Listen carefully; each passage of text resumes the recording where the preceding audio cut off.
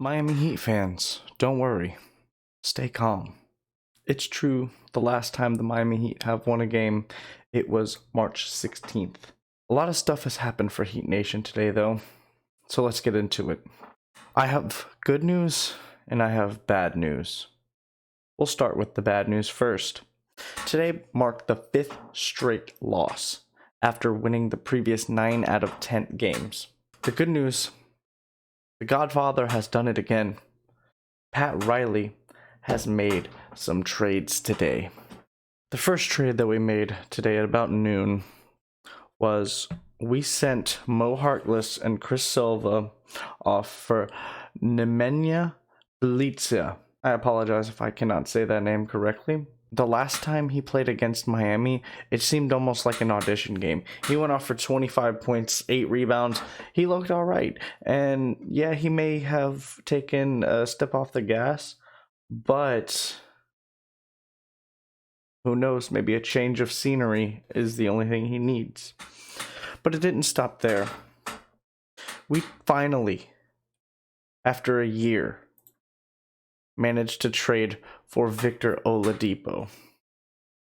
Now, it was at the cost of Kelly Olynyk and Avery Bradley. Chris Silva, Kelly Olynyk, and Avery Bradley, even though Avery Bradley didn't really do much, they will be missed. We could have used them, but when you can trade 2 of those caliber players for a player like Victor Oladipo, and Victor Oladipo, unlike the other rumor that I heard of Kyle Lowry, Victor Oladipo is still younger than Kyle Lowry at least.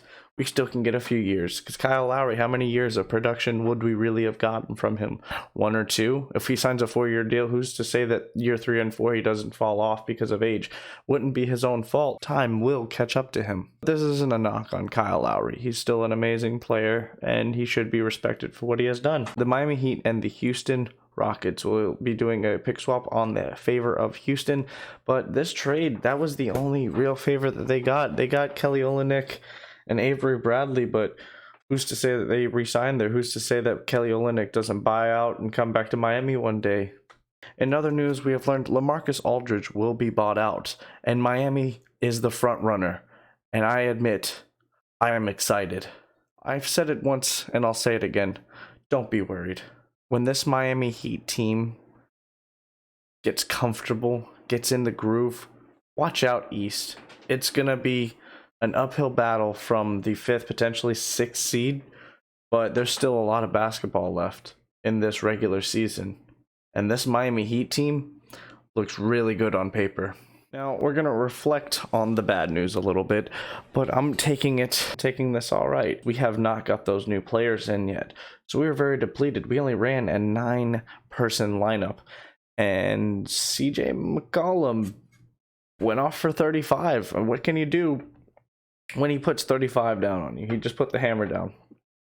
Lillard came in, got kind of a ridiculous call at the end from Trevor Ariza that put him up by 3, but we only lost by 3 with a 9-man lineup. In the reality of this scenario, I'll take that loss.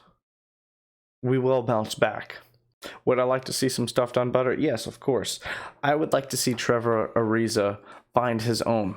Strauss went 0 for 4 behind the arc. How many times is he going to do that? The kid can shoot. Lastly, I would like to see Precious Achiuwa make his minutes more valuable. It just seems like the minutes that he's on the court, he's not doing the little things that Jimmy does. And that's another thing. This was a Jimmy bucketless, Goran Dragic-less Miami Heat that were also hurt by the fact that we had traded some people. If you look, we had 1, 2, 3, 4 players in the reserves that were traded. Reflecting on this game, Bam looked great. He was almost flirting with a triple-double. Off the bench, Tyler Herro looked fantastic offensively. And as usual, Kendrick Nunn came in and put up 20. He looked pretty damn good. We have had a little bit of misfortune since the beginning of the season, and a lot of people are looking over that.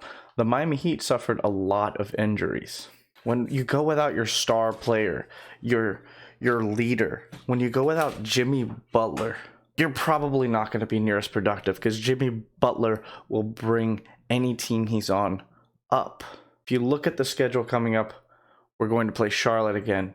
We're playing the Knicks. We have a rematch against the Pacers. We're going to face the Golden State Warriors. We're going to face the Cleveland Cavaliers. We can win 3 to 4 of these games, if not all 5. Don't worry, Miami. The Heat is coming.